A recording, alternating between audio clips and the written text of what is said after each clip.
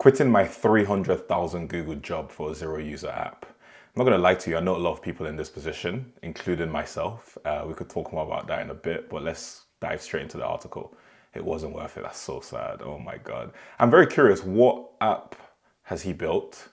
And how is it possible that he has zero users? I feel like in this day and age, it's very hard to have zero user. You have me reading your article, surely you can get someone to download your app.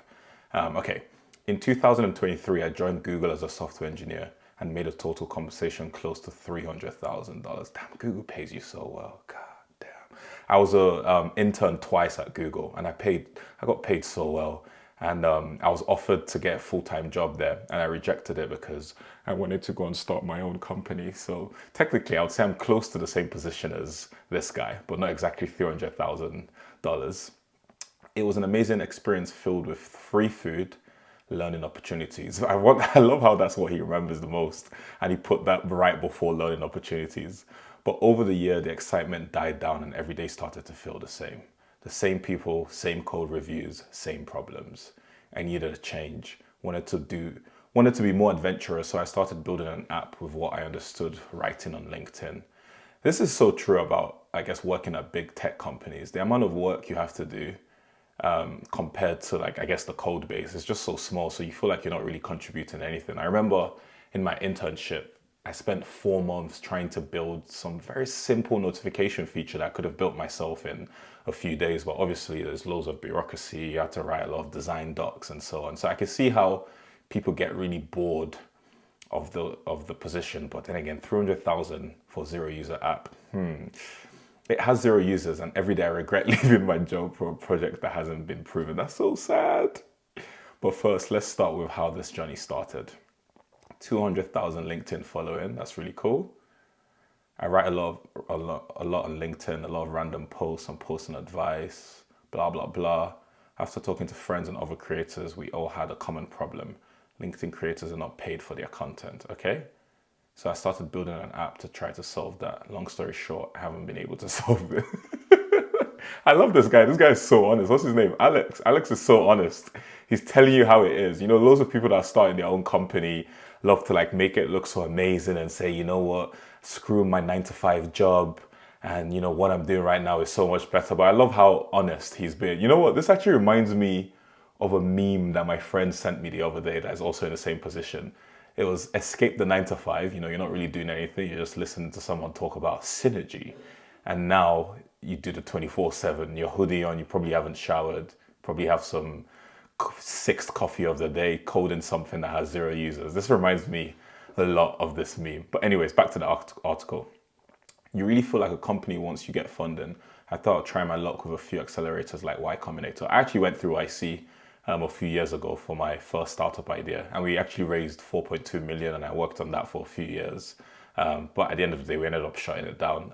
But it was a good experience, and it's true, it does make you feel like a real company. But I'll say the problem with that is that if you have an idea that's not working before you get into YC, the extra money you raise might make you spend a lot more time on that idea. So rather than just giving up, you end up like putting more effort, and you're like, wait, if I can convince investors that this is real, maybe it is real. So I'm just going to waste a lot of my time trying to make this work. So I think that's the something you have to be careful of when you're basically raising money. Because if you're really good at raising money, then you could get people to believe in your idea when it's actually not a good idea. I'm not talking about anyone there. I'm not talking about myself. I applied with the idea to build a short post newsletter to monetize creators. I filled out the details, submitted the app, and YC wouldn't accept this. I can already tell. Before reading what's next, I would guess they didn't give him an interview, because this just seems very similar to what's out there. I think YC would like that he has his own LinkedIn following, so he obviously has some experience with this, but I don't know. This is a topic, exactly. This is a topic idea. This is literally what they would say. I know YC, maybe it's Dalton that actually responded, and I know that what like their definition of topic idea is, and to me, this actually does seem like a topic idea.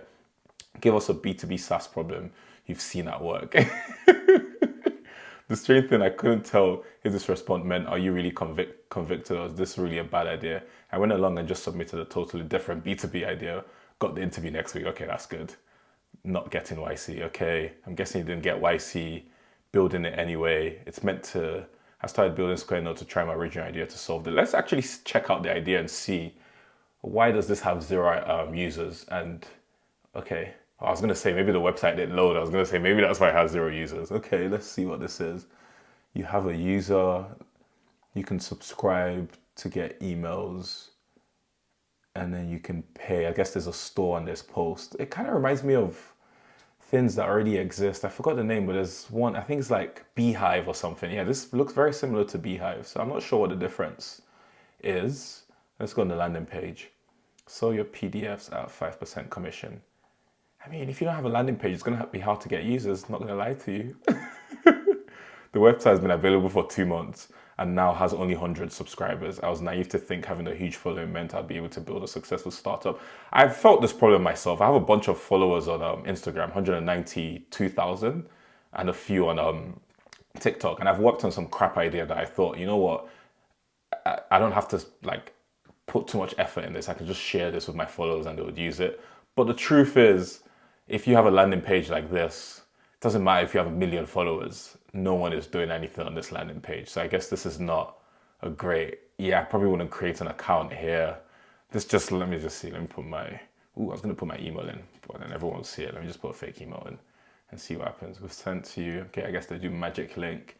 I'm sure there's some work that's gone into the back end, but I think in this day and age when you have AI that can just like build a bunch of this like beautiful websites for you, there's no excuse to have a website like this. And I can see how he might have 0 customers. But maybe he's just working on it. Maybe he's going to improve on it going forward.